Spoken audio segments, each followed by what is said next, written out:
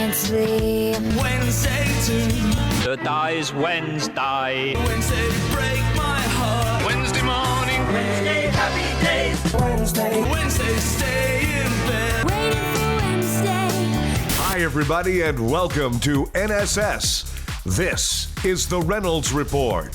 Bob Dylan may have just done the most Dylan-esque thing ever. The Nobel Prize people at the Swedish Academy say they've given up trying to reach Bob Dylan, days after it awarded him the Nobel Prize for Literature last week. The Academy's secretary says, "Right now, we're doing nothing. I've called and sent emails, and so far the American musician has responded with silence since he won the prize on Thursday. He gave a concert in Las Vegas that very night, but made no mention of the Nobel Prize." Talk about dumb and dumber. I would be furious if I were the judge and this stupid case came before me. Lucasfilms is using the force of the legal system in an effort to shut down a school that offers lightsaber lessons. The company behind the Star Wars movies filed a lawsuit against an Oakland, California man named Michael Brown, who, according to the suit, does business under various names, including New York Jedi, Lightsaber Academy, and Star Wars Thrills and Skills. According to the trademark infringement suit, Brown's companies offer unauthorized lightsaber classes, which purport to teach students how to use lightsabers and/or perform as a Jedi. Lucasfilms owns the trademarks to such things as Jedi Training Academy, Jedi, and Lightsaber. The suit also claims that Brown uses a logo that is nearly identical and confusingly similar to Lucasfilms' trademark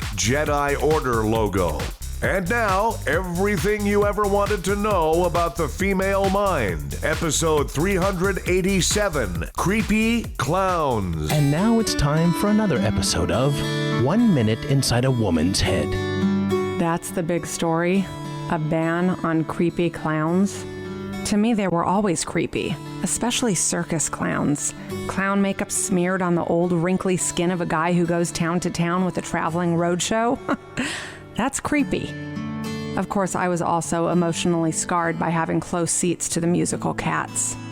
And now, all because some weirdo stood on a roadway, stores are pulling clown masks off the shelves. I wonder if someone ran into the factory in China and yelled, "Halt the production of clown masks! They've been banned in the United States for being creepy." Should we cancel Halloween? Or make a law no one can ever wear a mask again? Sorry, little Batman, Iron Man, Spider-Man. Halloween is ruined because of the creepy clowns in creepy towns. And let's face it, kids, by the third house you have the mask propped up on your head anyway due to the fact that no one cares to address the lack of breathing holes in the masks. Today's TV news. Clowns. And that was another episode of 1 Minute Inside a Woman's Head. In an interview with Anderson Cooper, Melania Trump said she's never heard her husband use the kind of language he used in the Access Hollywood tape. Melania said her husband was egged on to say bad things by Billy Bush, which is just the kind of strong-willed person you'd want as commander-in-chief.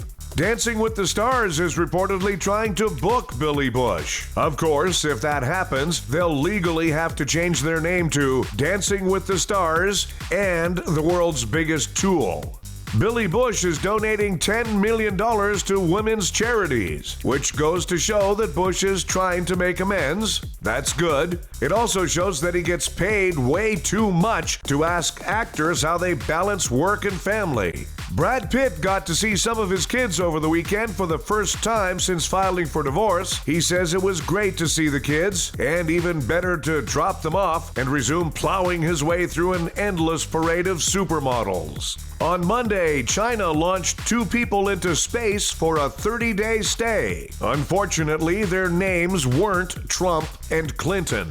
For the first time, an index of the world's most empathetic people was taken. Americans finished in the top 10 at number 7. Some big nations didn't even make the list. Not that I care anything about that nonsense.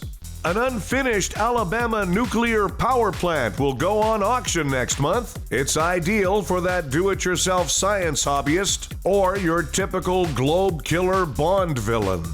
Phil Collins will go on tour next summer for the first time in 10 years. If the tour goes well, Phil Collins may even return to the Stu studio. Time for Nobody Gives a F***. Miley Cyrus and Liam Hemsworth made their first public appearance in 3 years. There's a reason she's rarely seen with him. He's not weed. Hey, problem child. Nobody gives a f***. The Santa Barbara News Press became the first daily newspaper to endorse Donald Trump. Now, why would a newspaper in a town of really rich, old, conservative white people endorse... never mind. Hey, newspaper, nobody gives a f***. And Luke Perry is on the cover of AARP, the magazine. Turns out 90210 is now his cholesterol level. Hey, Luke, nobody gives a f***. Thanks, everybody. We have a new episode of the Reynolds Report for you every weekday. Be sure to check out NSS Live, starring Frank D'Angelo, and his celebrity panel of guests featuring the legendary Phil Esposito. Tuesdays and Thursdays, NSS Live.